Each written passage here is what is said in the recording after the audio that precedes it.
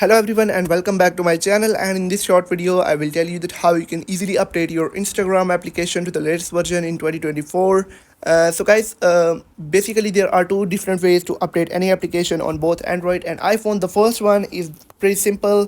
You'll have to go to the App Store or Play Store and then search for Instagram, and basically it will say, if it says update instead of open, you can simply tap on update and it will be updated to the latest version. But if it says open and you don't have access to the latest features, technically your app is updated to the latest version, but you'll have to force update your app to get all the latest features. So in order to do that, you'll have to head over to the settings of your phone and then scroll down a bit and tap on general, and then tap on iPhone storage. If you're on an Android, you'll have to head over to the settings and then tap on apps section and then go to Instagram.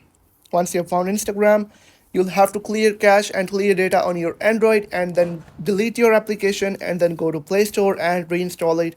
And in case of an iPhone, you'll have to simply upload the application and then tap on reinstall app, and it will update your app to the latest version forcefully. I hope you found the video helpful. If you found the video helpful, make sure to like the video and hit that subscribe button. And if you have any questions about the video, let me know in the comment section. Thank you.